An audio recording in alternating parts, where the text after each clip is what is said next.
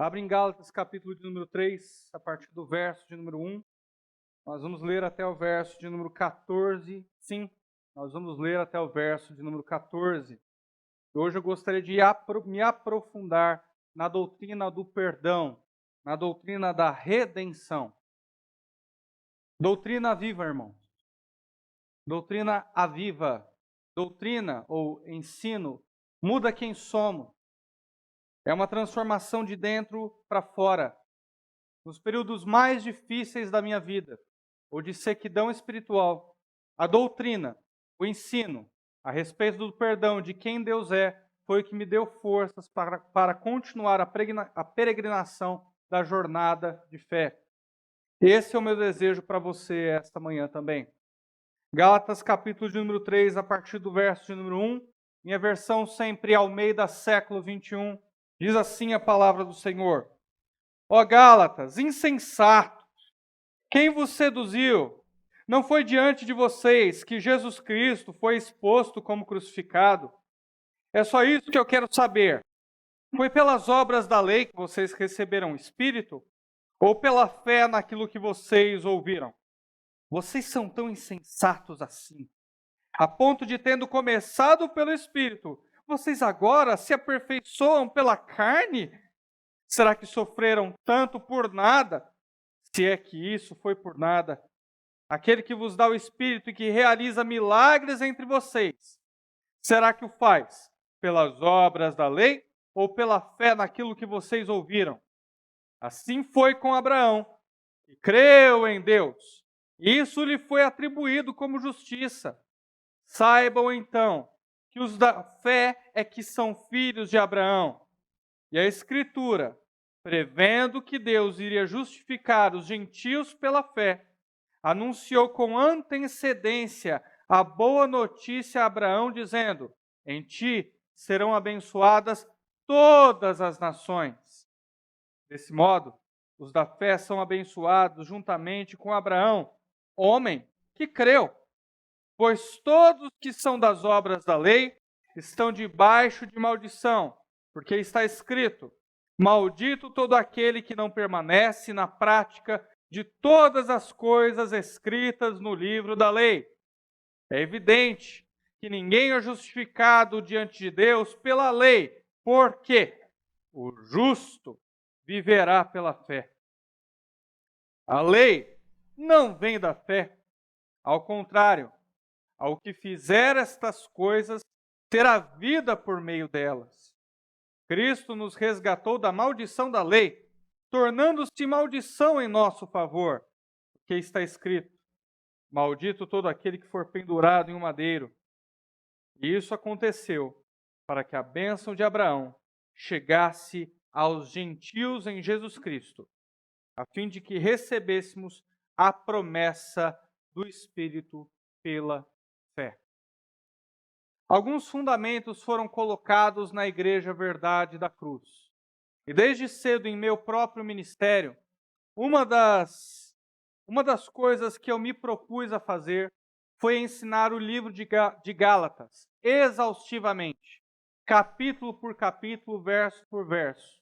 Parte considerável da igreja aqui essa manhã passou por esse discipulado no livro de Gálatas, e muitos, inclusive, se converteram, foram transformados pela pessoa do Espírito. Seus olhos foram abertos ao perceber a salvação que trata esses capítulos. É um livro que fala a respeito de fé, a respeito da salvação que está em Cristo, um livro que trata especificamente de perdão. É um dos melhores livros que existem para se trabalhar com novos convertidos, porque eles vão entender esse rio caudaloso, esse rio cheio de água, que vem desde Abraão e atinge a nossa igreja local ainda esta manhã. A salvação que há em Cristo. Como ela começou, de onde ela veio e todo o percurso que ela fez para chegar até a gente, para chegar até nós. Paulo começa o capítulo de número 3 já de forma violenta, falando para os Gálatas, para esses cristãos que estavam na Galácia: ó Gálatas insensatos, Insensato quer dizer burro. Insensato quer dizer tolo. Insensato quer dizer idiota. Vocês são tão tolos. Quem seduziu vocês? Porque a palavra é sedução. Vocês começaram na fé. Vocês começaram crendo que a justificação, ou seja, que a salvação vem através da fé em Cristo Jesus. E aquilo que ele fez na cruz do Calvário, derramando perdão sobre todos que creem. Vocês começaram assim, acreditando que a salvação, que um relacionamento de filho para com Deus, é através do sangue do Filho de Deus. Vocês começaram assim, crendo nas bases da fé, crendo naquilo que nos traz vida. Não foi diante de você que Jesus Cristo foi exposto como crucificado? Vocês se lembram das manhãs, das noites, das tardes de exposição bíblica em que eu, Paulo, o apóstolo, preguei pessoalmente para vocês o que Cristo fez na cruz e o perdão que ele dá gratuitamente? Não foi diante de vocês que Cristo Jesus foi pregado, exposto como crucificado? O sacrifício dele não é o bastante? Aquilo que ele pagou na cruz não é o suficiente? Eu só quero saber uma coisa de vocês. Vocês são tão insensatos. Vocês são tão tolos. Foi pelas obras da lei, foi por ser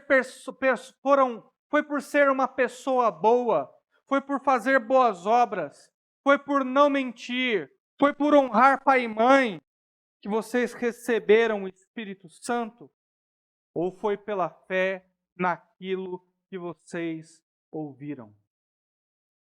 Os Gálatas haviam sido seduzidos, com as palavras do apóstolo Paulo, seduzidos por um falso ensino, seduzidos pelo engano daqueles que se diziam pertencer a Cristo, mas não pertenciam coisa nenhuma. Eram judeus, eram aqueles da religião antiga, da antiga administração, da antiga aliança.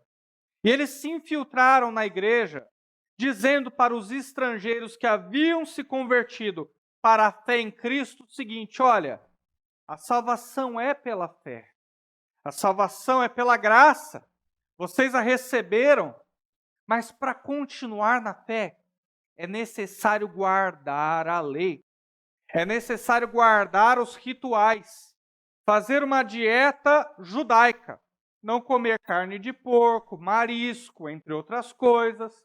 Vocês têm que guardar o sábado, porque só a fé não é suficiente. Sabe aquele apóstolo Paulo que evangelizou vocês? Então, a ele foi dado parte da revelação, mas a nós total revelação. Portanto, guardem aqui as obras da lei. E os Gálatas, seduzidos por um falso ensino, que não se baseava em graça, mas em graça mais obras. E graça mais obras não salva. Somente graça e mais nada é o fator que salva. Baseado nessa religião enganosa, de graça mais obras, de graça mais esforço próprio, de sinergia, o esforço de Deus mais o meu esforço, eles acabaram caindo da fé. Quebrando os fundamentos, arrancando as bases do Evangelho de Jesus Cristo. Aquilo que Paulo havia plantado de maneira doce, aquilo que Paulo havia fundamentado de maneira sublime, eles conseguiram derrubar com as próprias mãos, caindo da fé na graça redentora ou perdoadora de Jesus Cristo. E Paulo os lembra: foi pela fé que vocês receberam o Espírito Santo dentro de vocês? Ou porque vocês são pessoas boas? Será que aquela igreja teria alguém disposto e com coragem suficiente para dizer: não, eu recebi o Espírito Santo porque eu mereço. Eu recebi o Espírito Santo porque eu sou uma pessoa boa. Eu recebi o Espírito Santo porque eu guardo a lei. Será que alguém teria esta audácia naquela igreja? Alguém aqui essa manhã? Ninguém. A gente sabe que tudo aquilo que nós recebemos da parte de Deus é dom. Tudo aquilo que a gente recebe da parte de Deus é presente, é graça. Não tem preço nenhum a se pagar. Porque se existe preço, então o mérito é meu e não de Deus. É esse o primeiro argumento de Paulo. Ele começa a sua pregação com esse tapa na cara, e tapa bem dado e merecido. Porque é assim que a gente trata quem caiu da graça. Porque é assim que a gente trata quem se esqueceu o que é a verdadeira fé, qual é a base do Evangelho. Verso de número 3.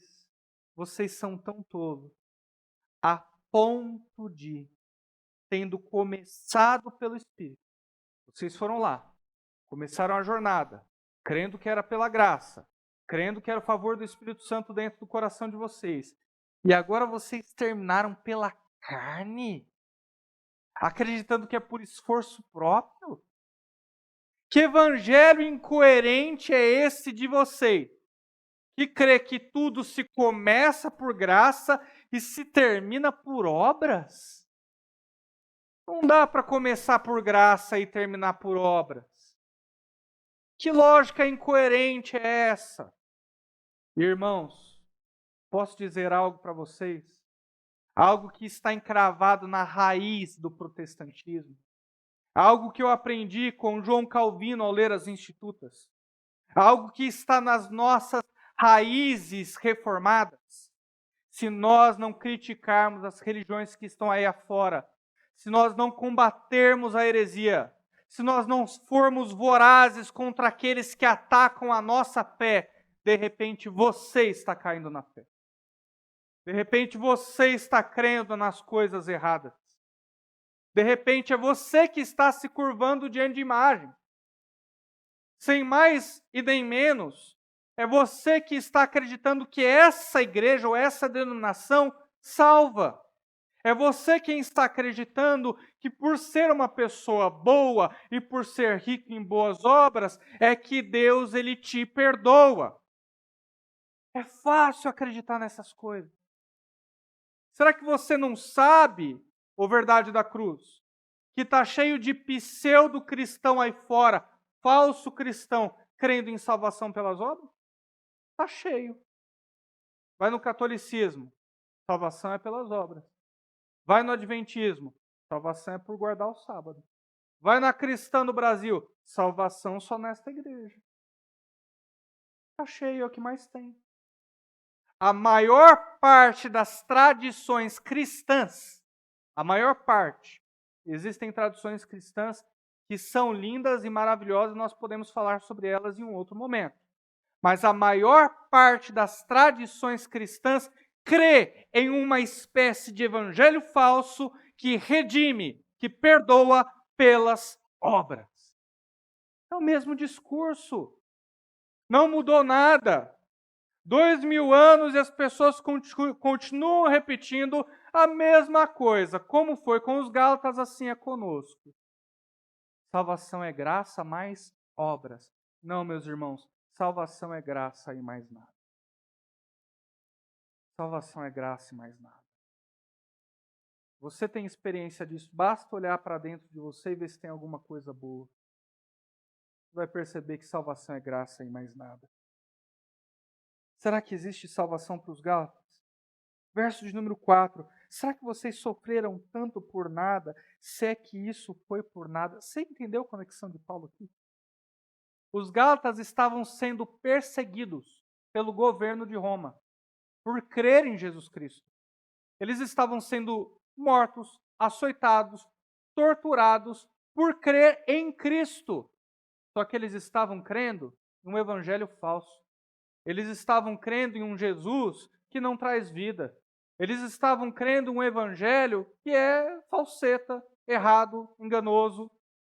Então Paulo está dizendo, será que vocês sofreram por nada? Paulo está dizendo em sua pergunta, ele está revelando muito para nós, que só é possível a gente sofrer da maneira certa se nós cremos no Evangelho de Jesus. É só no verdadeiro Cristo que todo sofrimento tem significado. Sabe aquele verso? Todas as coisas cooperam para o bem daqueles que amam a Deus, que foram chamados segundo o seu nome. Sabe aquele verso? Então, esse verso só se encaixa àquele que crê em Jesus Cristo mesmo, o verdadeiro. Aquele que crê em um evangelho baseado em graça, é só para ele. Paulo está dizendo, se você crê em um evangelho falso, o seu sofrimento é em vão. Todo religioso que padece por sua religião, que padece as mazelas do mundo, doença, perseguição, aflição, crise existencial, financeira, não importa de que sorte seja, todo sofrimento humano só tem significado no Evangelho de Jesus e não fora dele. O sofrimento dos ímpios é em vão. O sofrimento dos religiosos é em vão. O sofrimento dos falsos cristãos é em vão. Sofrimento só tem significado em Jesus Cristo. Se você está sofrendo, pela feição do seu rosto, eu digo que muitos aqui estão sofrendo esta manhã, eu tenho para te dizer o seguinte: em Jesus Cristo o seu sofrimento tem significado. Em Jesus Cristo o seu sofrimento tem resposta. Busque a Deus em oração. Ele pode te apontar o porquê você está sofrendo. Como ele pode te dizer qual vai ser o resultado desse seu sofrimento. Como muitas vezes ele pode te dizer qual vai ser o resultado desse seu sofrimento. Alguém mais parecido com Jesus Cristo. O que eu quero te dizer é que só existe significado na dor em Cristo Jesus e não fora dele. Paulo está dizendo isso para os Gálatas. Tanta perseguição, tanta tortura, tanta morte no meio de vocês. Soube do irmão que foi morto por amor a Cristo Jesus. Tudo isso por nada. Se é que foi em vão, Paulo está dizendo, a esperança para vocês, se é que foi em vão. Muitos não devem ter se curvado a esse evangelho falso. Vocês podem se arrepender de um dia tê-lo abraçado. Podem voltar ao caminho dantes. Podem voltar ao início e crer nesse evangelho, o único e verdadeiro, baseado em graça e em mais nada. Verso de número 5. Aquele que dá o Espírito Santo para vocês e que realiza milagres, realiza obras que são inexplicáveis, de livramento do governo. Quantas vidas Deus não poupou no meio de vocês? Quantas pessoas que estavam doentes, beirando a morte, Deus não salvou? Quantos milagres Ele não fez no meio de vocês? Esse Espírito Santo que realiza milagres entre vocês, será que Ele faz pelas obras da lei ou por aquilo que vocês ouviram? A gente sabe quando alguém faz algo para nós porque a gente merece, quando é prova de amor. E no amor não existe mérito. Paloma já me deu vários presentes e eu sei que é fruto do nosso amor, eu sei que não é mérito. Eu respondo a esse amor, mas não há mérito nisso. Paulo ele estava argumentando assim com os Gálatas, partindo do emocional. Vocês sofreram tanto por nada. Vocês são tolos, vocês começaram bem, estão acabando pela carne.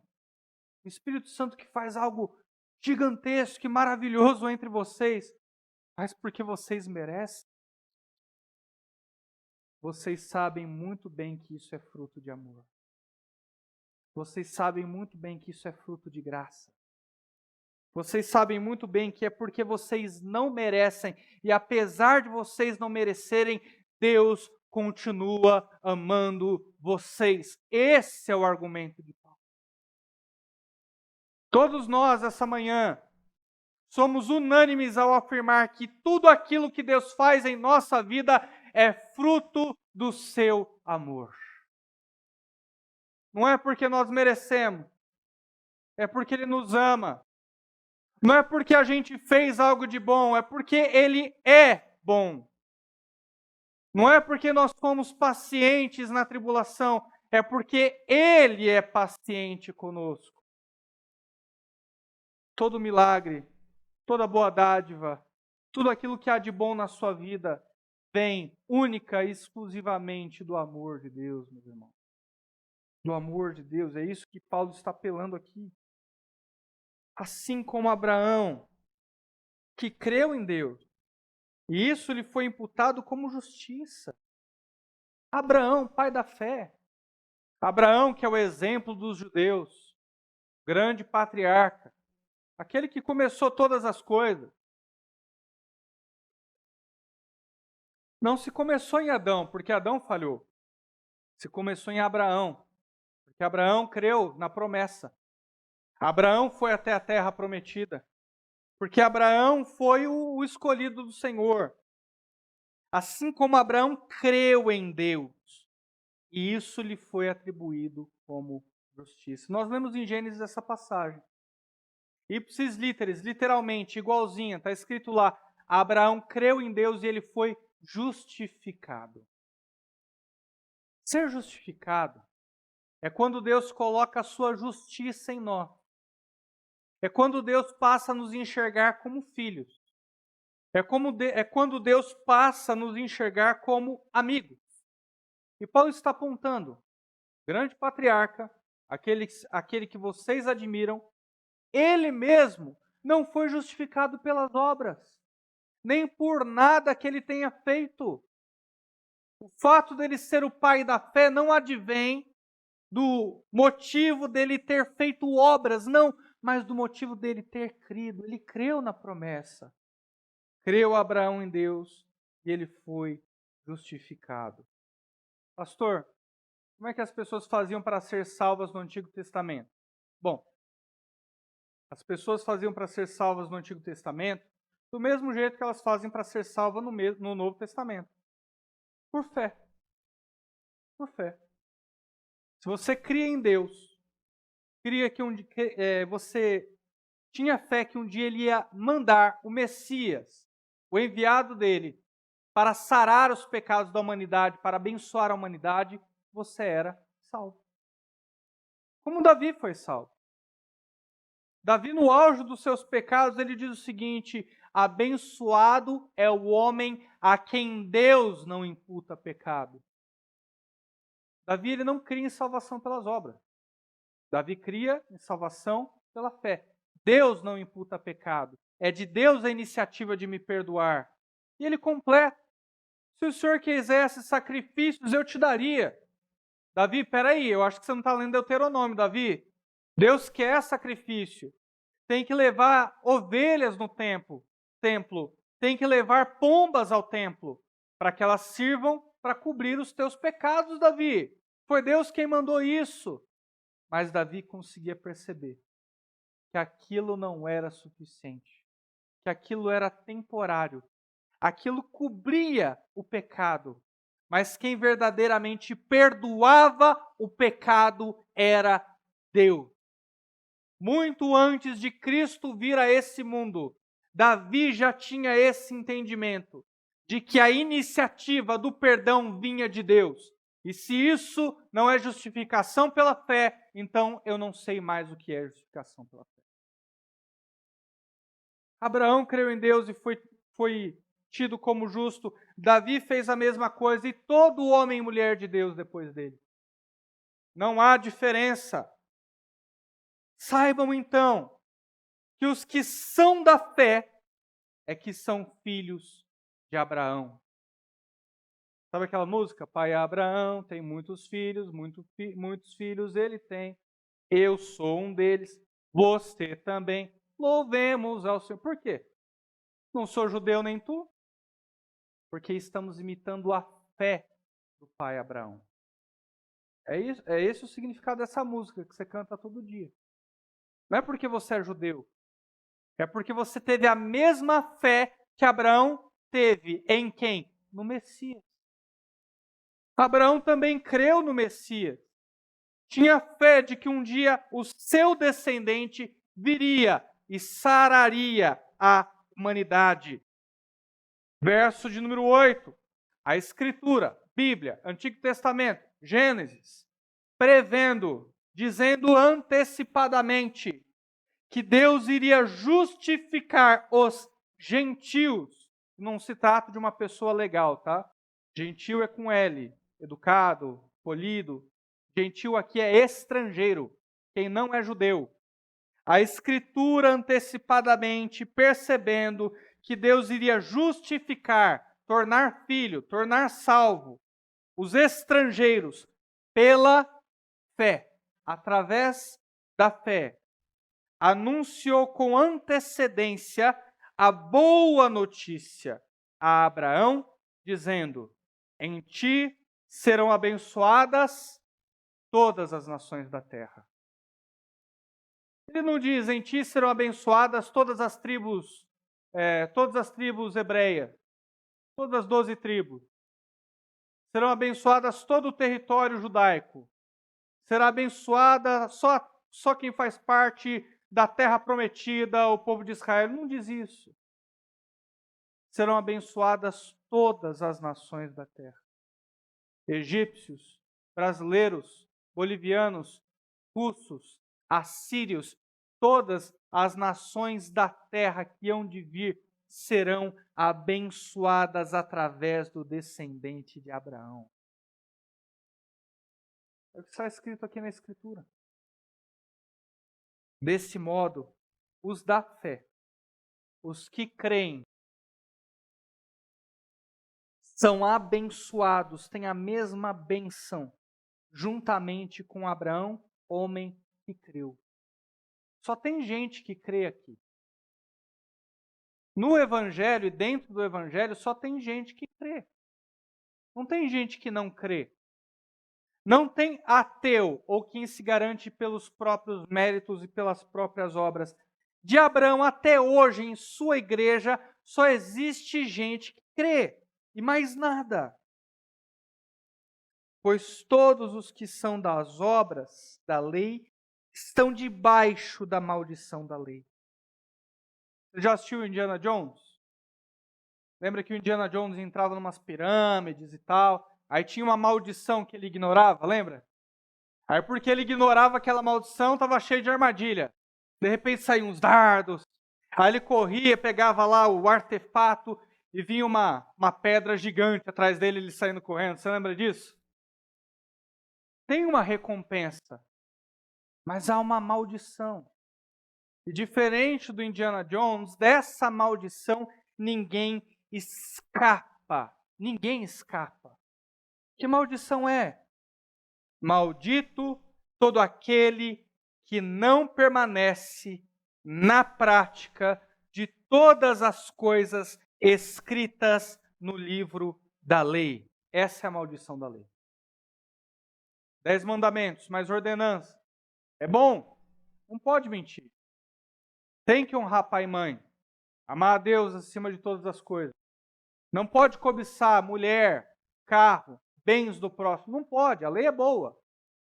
Só que se você não pratica toda, se você não guarda toda, desde o momento até que nasceu até a data da sua morte, se você não guarda toda, você é maldito. Você está morto. Você é jogado fora. É isso que diz aqui. Você alguma vez já mentiu?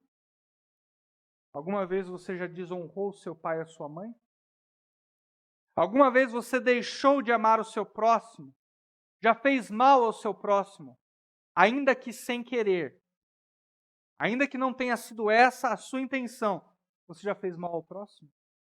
Está aqui. Você é maldito. Não adianta correr.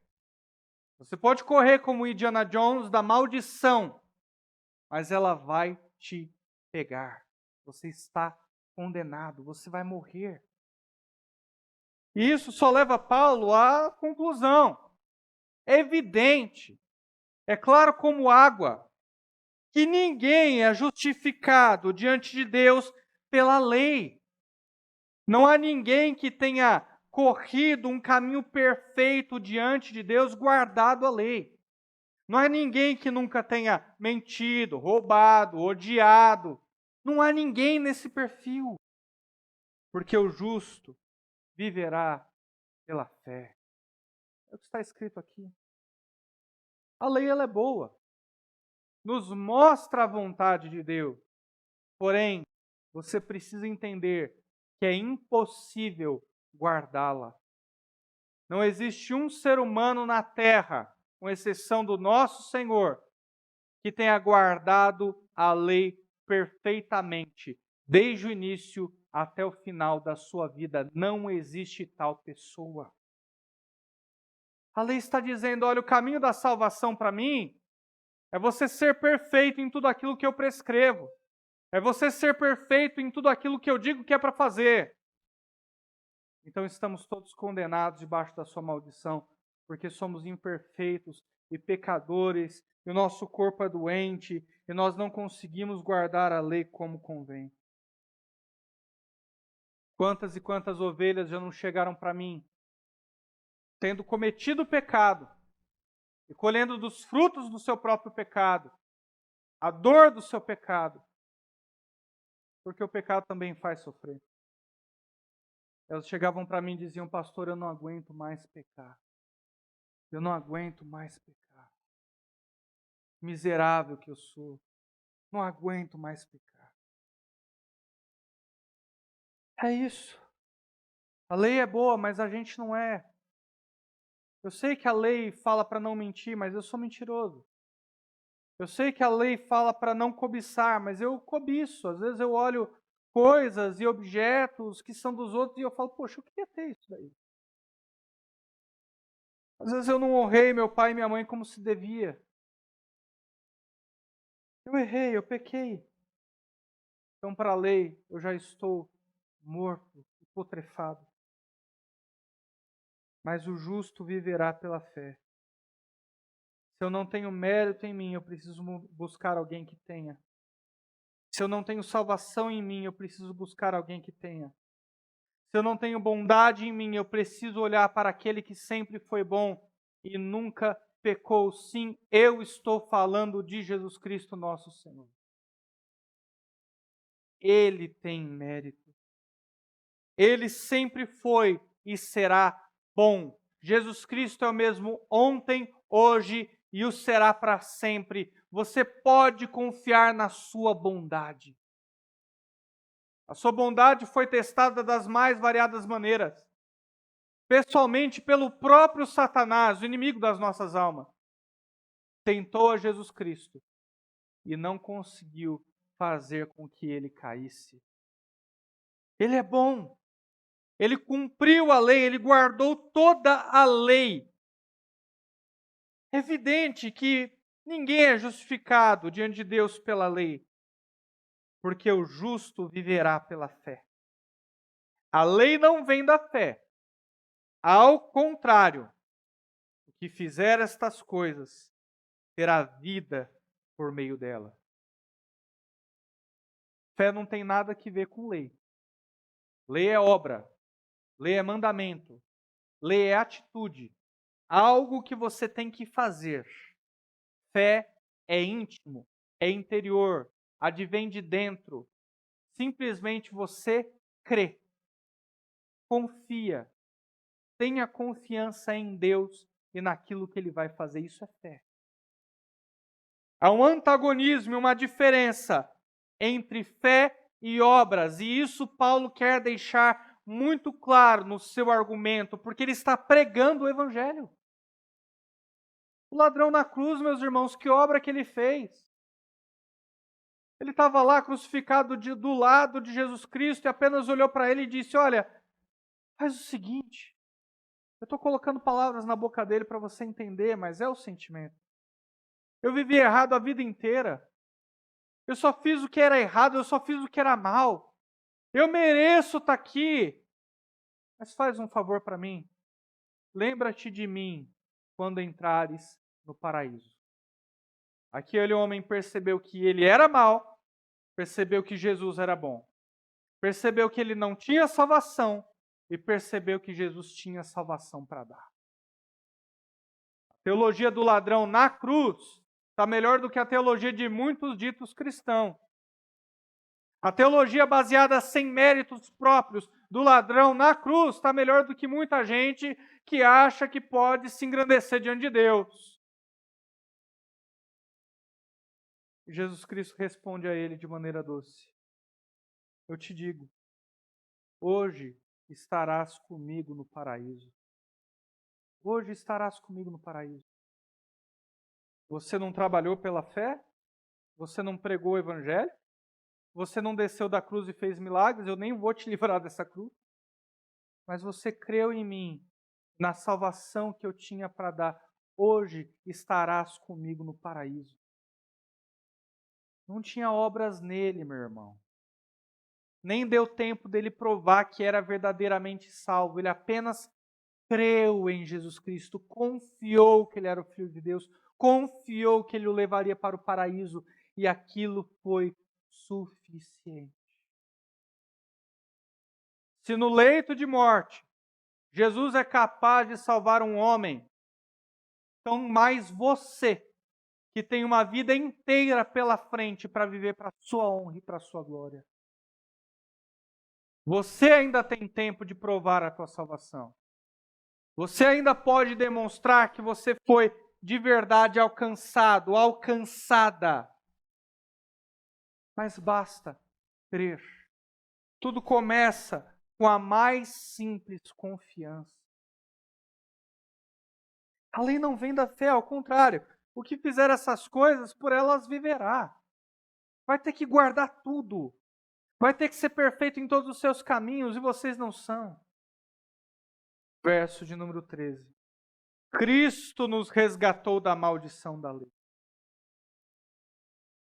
tornando-se maldição em nosso favor, porque está escrito: maldito todo aquele que for pendurado em um madeiro. Teologia da cruz. Verdade da cruz, tem que saber a teologia da cruz. Por que, pastor, numa cruz? Jesus Cristo não poderia ter morrido com tiro, com cadeira elétrica, enforcado. Por que cruz? Cruz é só um detalhe? Não. Cruz não é um detalhe. O Filho de Deus deveria morrer da maneira mais vil, mais baixa, reservada para os mais malditos dentro de uma sociedade, reservada para os piores dos piores. Ele deveria morrer no conceito daquilo que na época, diante daquela sociedade, seria o mais baixo que um homem poderia chegar. Sabe aquele criminoso nojento que faz a pior das maldades? Que a gente fala, nossa, esse deveria morrer aos poucos, torturado bastante para sofrer pelo mal que ele fez. Sabe esse tipo de criminoso? Que muitas vezes a nossa carne age e fala, esse homem merecia isso? Jesus Cristo, Filho de Deus, deveria morrer da maneira mais maldita. Porque é assim que somos. Os piores dos criminosos, os piores dos piores, a casta mais baixa, os que cometeram os piores crimes contra o juiz mais santo de todos. É isso que nós somos. E se somos assim, Cristo deveria morrer da forma mais maldita já conhecida. Só assim que nós seríamos resgatados da maldição. Só assim nós seríamos resgatados da maldição da morte. Só assim nós seríamos resgatados do mal que é ser inimigo de Deus. Só dessa forma, com Cristo morrendo da maneira mais vil e baixa. Maldito todo aquele que for pendurado em um madeiro. Tá bom. Ele se fez maldito, ele se fez maldição para resgatar os mais malditos, para resgatar os piores, os mais maus, se é que o português está correto.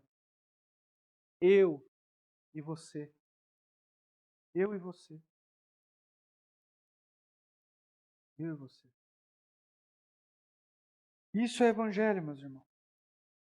E isso aconteceu para que a bênção de Abraão, a justificação, ser filho de Deus, chegasse aos estrangeiros em Jesus Cristo, a fim de recebermos a promessa do Espírito de Deus pela fé. Quantas bênçãos a gente não recebe através do evangelho? São essas bênçãos que não me fazem desistir da caminhada cristã. Saber que Deus se fez homem para morrer por alguém maldito, terrível como eu, na cruz do Calvário, para que eu me tornasse filho. Para que eu me tornasse filho. E agora, como filho, o meu sofrimento ele faz sentido. Porque Deus me mostra como sofrer, para quem sofrer e por que eu sofro. Agora, em Cristo, eu tenho o Espírito Santo de Deus, que à noite no meu quarto, quando eu choro, é quem me consola.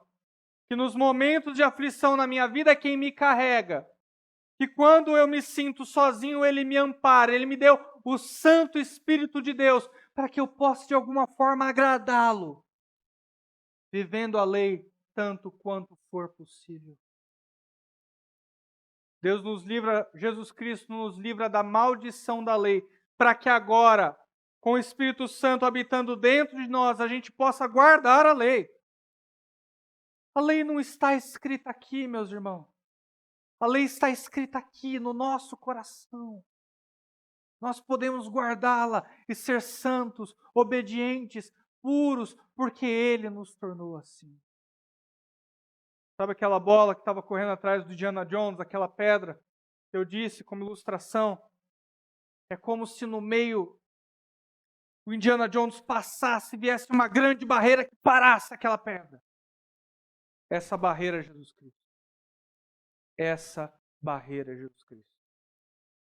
Ele nos resgatou e é isso que eu quero que você se lembre essa manhã. Fique de pé, eu quero orar com você.